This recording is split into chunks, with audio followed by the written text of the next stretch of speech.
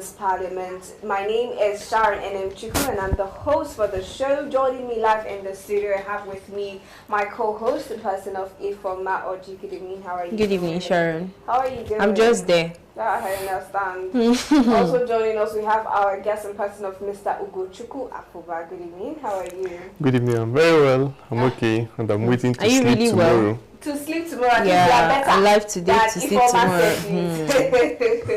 Anyways, we're going straight to the headlines for today. Nigeria is facing yet another wave of school-related security crisis, with back-to-back incidents raising serious questions about safety and accountability.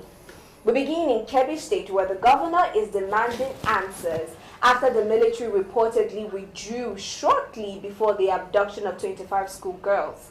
According to the governor, the troops left the area less than an hour before the attacker struck. He's calling for a full investigation and immediate action to bring the girls home. Now, over in Niger State, gunmen raided a Catholic school overnight, leaving dozens of students and staff feared missing. The attack occurred while most of the victims were asleep, and security agencies have launched search and rescue operations across nearby forests. And just hours later, panic broke out in NASARAWA State following reports of another school abduction. Authorities have since clarified that no kidnapping occurred, but the fear alone highlights just how tense and vulnerable many communities have become. There are two different videos that have gone viral with the NASARAWA school situation. Now, even though they have come out to say that this is not true, but when you look at what they experienced, so it's seeing hunters with their guns and, you know, just that fear, and it being a school environment, and just that fear of, you know, not wanting what happened at Niger State or Kebbi or Kwara to be repeated. I just really understand where that fear is emanating from, and it is not just in Nasarawa State. This fear is palpable amongst not just northern Nigeria but the entire Nigeria as a whole. It seems as though the entire country is at a standstill with the ongoing insecurity attacks here and there. I'm starting with you, Ifoma. Let's take a look at what the Kebbi State governor said. Withdrawing the military just barely an hour before the attack. Does that raise any suspicion to you, Ifoma? Okay, one or two. First of all, it's good that he is seeking accountability for how the security men were withdrawn, even when they received intelligence that there's more like an alleged attack. I love the fact that he did that, but at the same time, I feel like this is more like him trying to exempt himself from accounting for how these girls went missing. That is what I am feeling, if you're to ask me, because what we are seeing in Nigeria is, we will not take it away from the federal government, how every single time they find people to blame. So I think at this point he is trying to find a soft landing, trying to find who to pin or hook this whole insecurity on, which to me is not really bad, but at the same time I think he should to an extent take full responsibility of what happened, and let us move from this mode of trying to always react when things happen to a mode where we prevent these attacks from happening. All right. Now, you're saying that the Kebbi State governor should also take his fair share of the blame and not point fingers to the military. But the same question will go, is it suspicious that merely an hour before the raid, the attack on the Kebbi girls, that they got an intelligence, but the military were withdrawn barely an hour before the attack? You know, we've seen that all over the news, and just like Ifoma said, the governor should take responsibility for things that happen in his state. But also, we should also look at what he's saying, because I think in every nonsense there is a sense in it. So we should. This is a question we should ask, because I heard they got an intelligence and the security personnel badged down to that area, and after teaching the students emergency response, how to react and save yourself, and just, you know, being there for photo ops and all of that, they left just few minutes, according to the state government, you know, it's suspicious, honestly, if we are to hold him accountable by what he said. Because why wouldn't you be there till the end of the day? Or, you know, in fact, maybe the military did not have anything to do with it. It just shows that they are weak. They are not even there to protect. They just want to. It's not real presence. It's just for you to come and feel, oh, we are seeing armed men all over the places. But because it's weird that 3 a.m. that they were being withdrawn, they didn't even wait for the day to break before the military were being withdrawn. 3 a.m. I thought that was the case of KB State, right? Yes, it's the case. Well, I don't know. The governor has said have come out to say it, and if true, you know, the military should be asked a very important question. Why, even before the day broke? I mean, it's obviously it is there's possibility that this is actually poor communication, or maybe they didn't have much intelligence, and not just that, maybe there is they didn't have enough resources to face this possibility. There's possibility that they didn't have enough. Right, so we saw that what happened, they were withdrawn 3 a.m. The attack happened 3:45 a.m. So when I'm saying barely an hour, I'm not saying, okay, just 20 minutes. This was barely an hour. This was 45 minutes after the military left. They had this invasion. You can't tell me that the military could have gone far off by that time. If they left 3 a.m., the attack was around 3:45 a.m. It means the military was also still in the vicinity. Why the slow response? That's what I just mentioned right now. There's possibility that they didn't have enough communication. They weren't incommunicado with the incident or whatever happened. There was not enough intelligence, and that's number one. And then number two, maybe there's possibility that they didn't have enough resources to fight the terrorists, or there is possibility that they were just simply negligent when it comes to protecting the lives of these children. And another reason here is there is possibility that they had hand in whatever happened. Maybe they were in communication with the bandits, and they had to leave so that it wouldn't be as if they were in cahoots, or they didn't try to protect people. So these are the hard questions that we are asking. But at the same time, I'm still saying that the governor of the state shouldn't try to exempt himself from what is happening, because it is his responsibility to protect every life in that case. You know, I understand what we're saying, but at this point, we need people to answer questions. Now, I think this is the first time since all of these attacks that we're hearing such news or such information as to what exactly went wrong. If they had brought people or the military to secure a certain area and a certain place or environment where they know, or they got intel of a possible attack, and the said military suspiciously leaves hours or less than an hour before that. So how many were they, sir? Then I am going to have to question that and also question the military, because even with the Kebbi state governor, we also heard this is what the was it the Katsina or the Kaduna state governor said as well, that they know where these people are. But then where lies our power? It's the military. Now the military, like the governor said, receives an order from Abuja, that is from the presidency, not the state government. So when we are talking security, yes, we have state police as well, but when we're talking military, they get these orders from above. I mean, the Kebbi state governor cannot issue an order to the military and they would listen to him. Now, this is not speaking on behalf of the Kebbi state governor. It's just saying with all of these things, right? This is what we said earlier this morning. We're trying to ask what went wrong. What exactly happened when all of this went down? Who can we ask questions? Now, with all of this that is going on, let's take a look at what the military has come out to say, with the Kebbi state governor saying what he said about them withdrawing just merely an hour. They've not said anything on the matter. What does that mean to you? What is that silence? What does that say to you? Well, in some cases, silence is just approval of whatever is any allegation that is being held against you. Because for the governor of Kebbi State to make such a bold allegation, I mean, the military should have been quick to respond to it, either denying it completely or giving their own reasons. So I honestly talking about it now, it brings it out in its entirety. And then I'm asking this question: why exactly did they leave at that time? They didn't leave in the morning or even in the evening. It was be just hours before dawn. Few minutes. You know, so it's actually suspicious. This now, why will people now at this time not think that they are working with these people who commit these atrocious offenses against the state?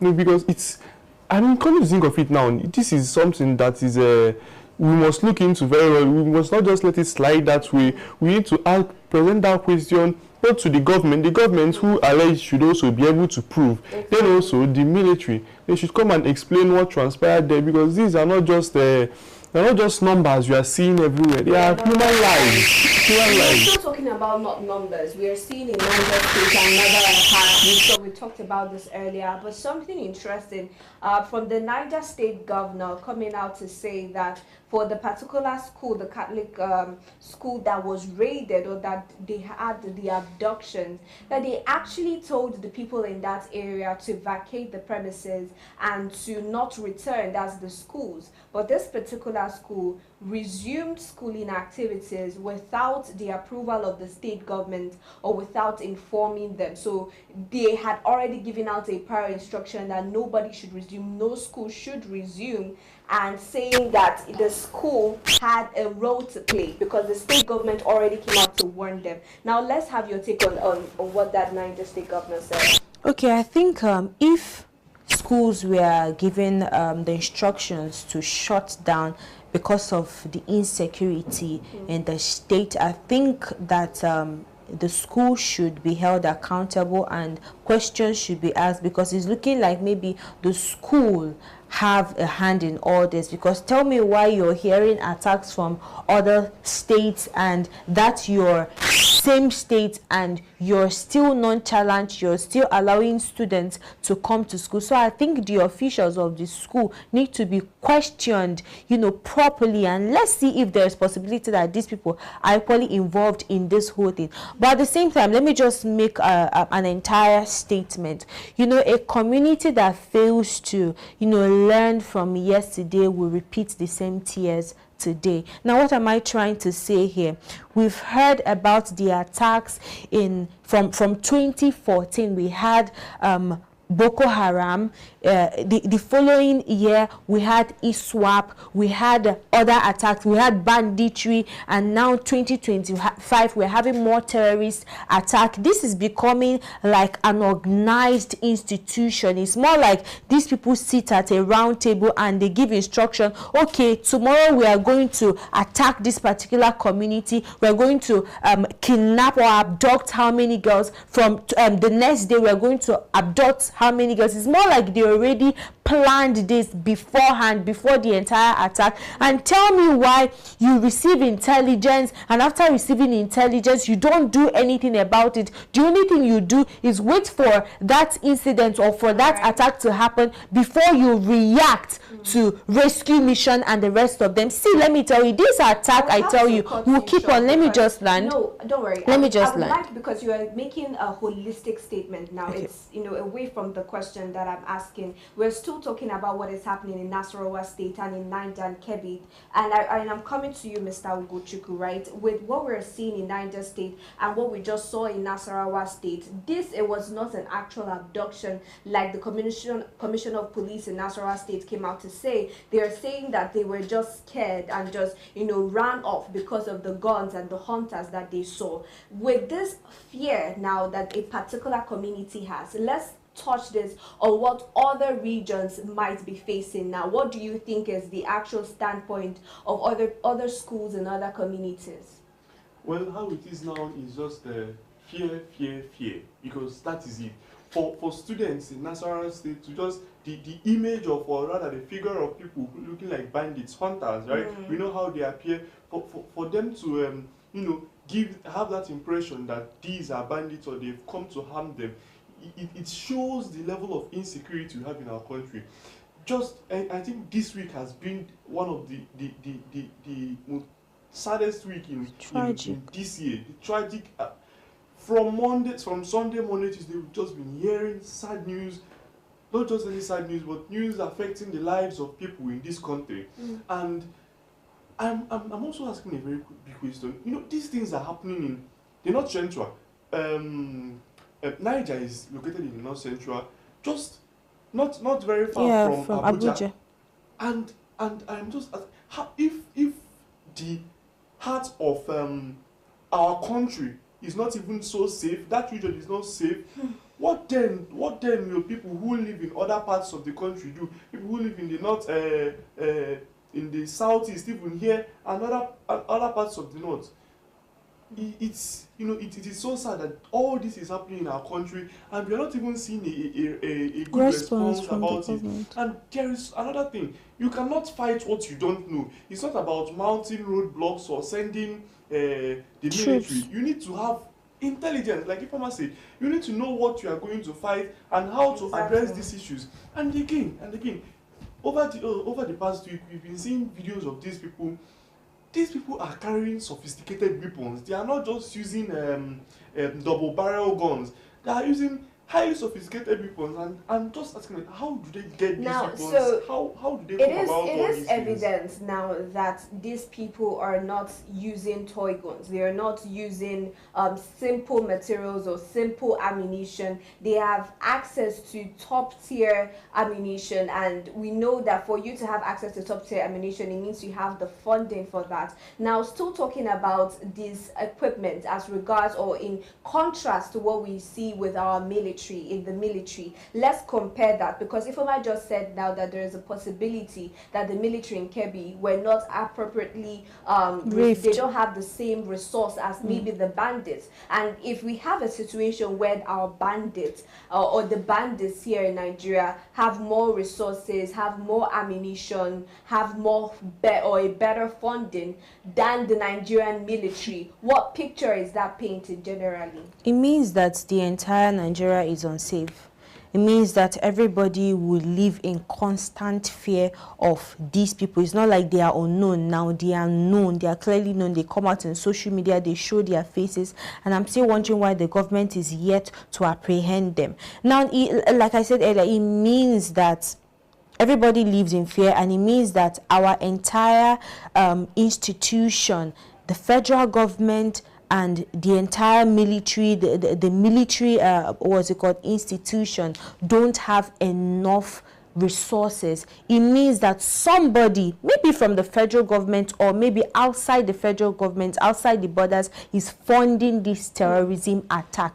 This is exactly what it means. And I don't know, to be honest, Sharon, we've been talking about insecurity, and why is it that this is yet to stop? All right. Why? Now, talking about ammunitions, now if it is the situation of, we had the conversation in the afternoon. I heard you, Mr. Wuchuku, talking about the fact that our security, we have, budget for security and all of that. And we're also seeing in the Senate the over 140 billion naira that was, separated for the Safe School Initiative, which the Senate is now having a probe into to understand where exactly that money went to. Is it that, what do you think should be the solution? Should there be increased funding into the military right now, or should there be a literal probe into the money that has already been invested into the military, where we can't see the benefits of that money that the government is saying that they have put into the military? Well, for now, since we are currently in disarray, I think the best thing first is to solve the issue we have at hand, and then later on come on to probe them about what they how they've spent what they've been allocated to before. Because right now we don't have that luxury of time to start asking them about what they have done with the money they were given in the past. We all know they failed. So you don't buy the Safe School probing, the Safe School Initiative probing the Senate? That is not what we need now. What have the Senate done differently to help solve these issues? Here are some of the things we can do. This is the time they've been talking about, the Senate have been talking about bringing out technological ideas. This is now the time we need it in our military, in securing our state.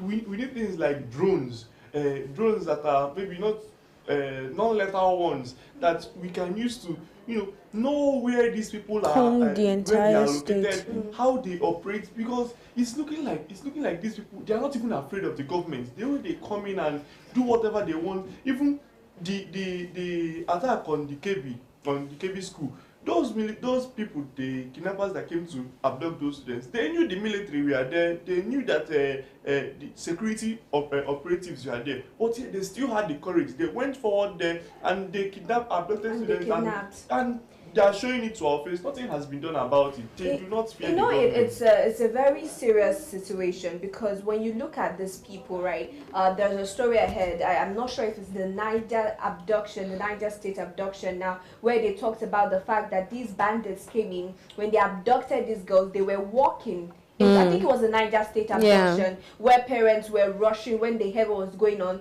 They were rushing to get to the school. On their way to the school, they saw this man with kids walking into the bush, and nobody was able to approach them. Nobody did anything. So it is, when you watch all of these, top tier abductions, right? They have a van that you can move these people from, or a means of transportation.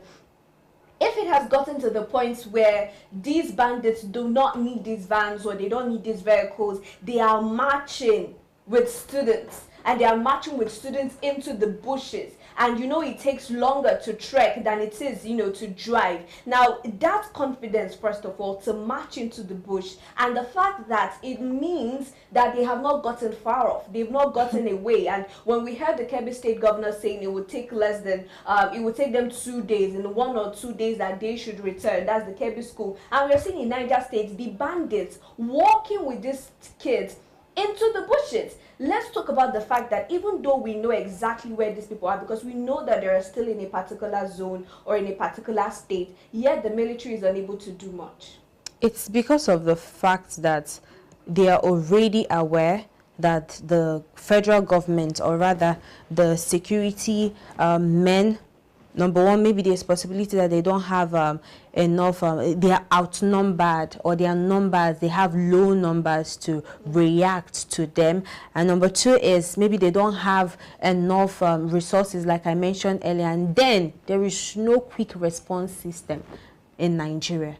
It is always band A, band A. There's no, we've seen intelligence, we've seen where informations are being leaked to this military men, but we see them complicit. We see them take more time before they allow these people take their time, do whatever they want to do before they arrive at the crime scene. Is to show you that these people are, at this point, Sharon, I feel like all these are plots. They plotted this whole thing, they orchestrated this whole thing. These people know exactly what they are doing, and I keep saying it every single time. I think it's high time for the presidency, it's high time for those governors to meet these community leaders. It's high time Mr. Sacramento say it every single time. Sit on a round table, get to understand, why are we having this constant attack? What exactly is the problem? I believe that in every community that there is somebody that maybe there is a spy or an eye to these people that is telling them, oh, these students are in school, it's time to strike. You understand? Meet these community leaders, get to hear from them. Well, yes, have a conversation. What is it that is the problem? Is it money? Is it poverty that is causing this whole thing? And let the root issue be addressed. Thank you. I like that you've already answered the final question, which is the recommendation. Now, coming to you, Mr. Oguchi, could just finally, what is your recommendation on the security situation we're facing? Okay, before I answer that, I want to say, why are these terrorists, why are they targeting students? You know the reason? The reason is because I've already said it before, their level of confidence is something I cannot even fathom at all. And now they are attacking students because they know that the government cannot afford to perform precise military actions wherever they are located, because they have students as hostages. They have the young ones. I don't know if you understand what I mean. So they are using as a form of shield. Exactly. Okay. So with the rate of how all of this is going, we've seen the attack from Kebbi to Niger, and even we had the Kwara, and even the fear in NASARAWA. And the other day we heard about the general that was killed. All of this is getting out of hand. At this point, as a Nigerian, I think we should be carrying arms to protect yourself, because... Is that your recommendation? That is one of it. That is one of it. Because we've seen that the government, they have failed us. if a general can be murdered, how much more an ordinary citizen? Exactly. So what's your recommendation quickly? I first talked about initiating the idea of military drones. Okay. Drones that will be able to target these people, know their activities, how they are doing it. Location. And she also talked about intel, how there is someone on the outside who is helping them, because there is no way they know how all this is happening from wherever they have taken themselves outside. So we need to get with the communities, find out people who are facilitating the activities of these terrorist groups. Okay. Yes, and then please Nigerians, be safe wherever you are. Exactly. Because how it's turning out now is not even a joke at You all. don't think- I need don't to know go why to the schools are Nigerian still in government session. to be Need able to to protect arm yourself. ourselves. There's a trending video where someone who was posted to Kebbi State to go serve as a copper to go serve came out and said that he was not going because of the high insecurity, and you can't blame them. And now this is the decision that you need to make for yourself as a Nigerian citizen. If you are seeing that the decisions that they have made on your behalf, maybe you're a copper posting you to the north or posting you to even a far distance, just do not go. Simple and short. There are things that we know that are avoidable, and this is one of it. Choosing where to travel in this perilous times. Anyways, this is where we're calling it a wrap on the show. Thank you to my co-host in person of Ifomaudi and my guest Mr. Ugochukwu Afuba for doing this with me. Always a pleasure. And also to our viewers, thank you for doing this with us. Follow us across all social media at Active Citizens, and follow me across all socials as well at Sharon Enemchuku Uifoma. You can find me on Facebook at Oji Sophia and on Instagram at Misolex. Mr. Ugochukwu. You can find me on Instagram, Facebook, and X at Ugochukwu Afuba. All right. Till we see you next week, where we hope the insecurities, the abductions, and kidnapping have reduced to a significant amount, hopefully by next week. Do have a great weekend.